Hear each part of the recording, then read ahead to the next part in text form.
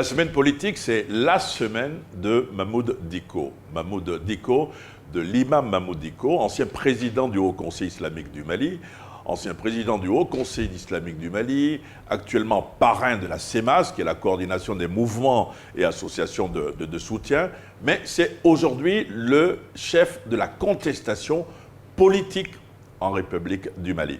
La semaine politique était consacrée à cet homme qui, en 1991, était le plus jeune du bureau de l'association des imams du Mali. Le Mali, il connaît, le nord du Mali, il connaît.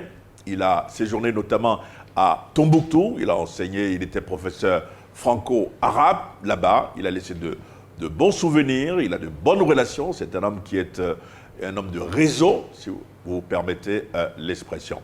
Alors pourquoi on le retrouve à la tête de la contestation ? On le retrouve à la tête de la contestation aujourd'hui, d'abord parce qu'il mobilise. Il mobilise parce que le mouvement du 5 juin, c'est d'abord lui. C'est d'abord lui en termes de mobilisation. En termes de mobilisation, et évidemment, des hommes politiques maliens ont adhéré à ce mouvement-là. On a vu les dernières adhésions, celle par exemple de l'ancien Premier ministre Modibo au Sidibé, celle par exemple également de Kadiatou, Madame Si Kadiatou So. Évidemment, le thème de mobilisation est important parce que quand vous voulez faire de la politique, en termes de rapport de force, il faut pouvoir mobiliser. Il mobilise, mais ce n'est pas la seule raison pour laquelle on le retrouve au centre de ce mouvement. D'ailleurs, si vous faites attention, la CEMAS, qui est la coordination des associations et mouvements de soutien à l'imam Mahmoud Dicko, le siège de la CEMAS est devenu aujourd'hui le siège de la contestation. Donc, mobilisation, ça c'est important, mais pourquoi il est au centre de la contestation aujourd'hui? Il est au centre de la contestation aujourd'hui parce qu'il a une voix qui porte. Il y a la mobilisation, mais il a également une voix qui porte. Il a une voix qui porte loin, il a une voix qui porte fort. Et on le voit très bien, des diplomates vont le voir, il reçoit des appels de personnalités étrangères.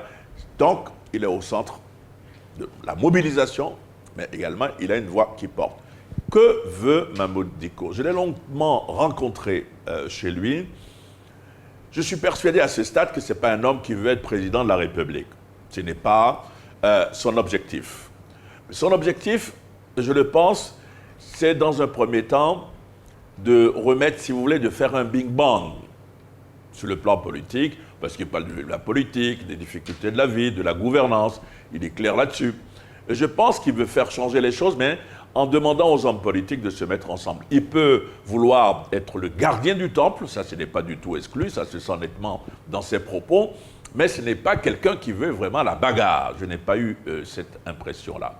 Alors, est-ce qu'il peut atteindre ses objectifs? Oui, il peut atteindre ses objectifs parce qu'il s'est rendu compte d'une chose, que le marigot politique a toujours appartenu au marigot politique.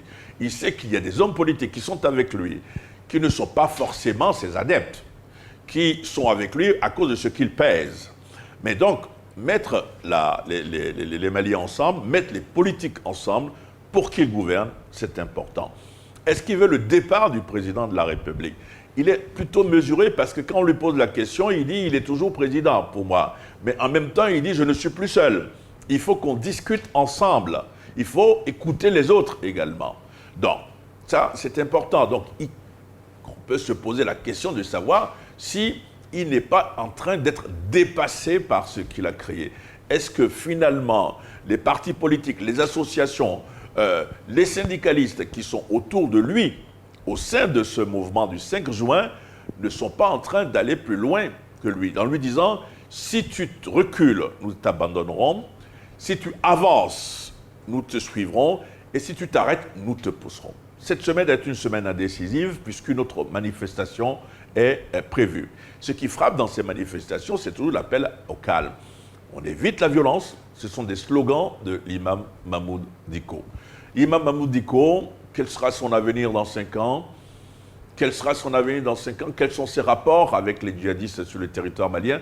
2 questions pour terminer. D'abord, les djihadistes. Il a rencontré Amadou Koufa en 2009, à Sévaré. Mais à l'époque, Amadou Koufa n'était pas recherché. C'était quelqu'un qui était à Sévaré, qui prêchait sur des radios, mais qui était à Sévaré, qui vivait. Il a rencontré à Sévaré. Il rencontre à Sévaré, alors qu'il était dans une délégation du Haut Conseil islamique, il le voit. Et il lui dit, viens me voir, là où j'habite. Donc j'étais au vu au sous de tout le monde. Ce qui l'avait frappé à l'époque, c'était de voir Amadou Koufa en haillons. Il le reçoit, il lui donne un peu d'argent. Il lui dit, bon, écoutez, vraiment, il faut prier pour la paix dans le pays. Et puis Amadou Koufa lui dit, en 2009, donc il n'était pas recherché à l'époque, Amadou Koufa lui dit, mais écoute, j'ai cultivé un peu d'arachide dans mon champ. Je vais t'en donner. Ça, c'est quelque chose qui l'a frappé. Donc Amadou Koufa, à l'époque, habillé en haillons, détaché de l'aspect matériel des choses, n'était pas devenu le terroriste qu'il est devenu.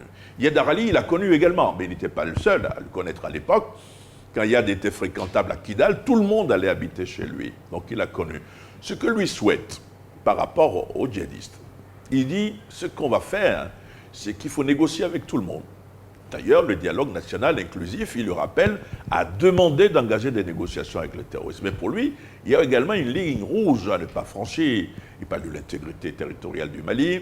Bref, il tient un discours politique, d'autres diront un discours politique pour arriver à des fins. C'est ça aussi le jeu de la politique. Mais c'est quelqu'un, je le répète, qui veut jouer un rôle peut-être à la Khomeini, gardien du temple, quelque chose comme ça, autorité morale. Voilà ce qui va frapper. Ensuite, en termes de prospective, qu'est-ce qu'il va devenir? Il est en train de jouer à quitte au double, je pense. La fin de ce mouvement va être pour lui, à mon avis, une nouvelle respiration dans sa vie religieuse, dans sa vie morale, dans sa vie politique, puisqu'il est désormais un homme politique. C'est pour ça que je dis que désormais, Mahmoud Dicko est un homme qui a un fusil à un seul coup. Et attention, la politique n'est pas un western où c'est le premier qui tire qui gagne. À la semaine prochaine.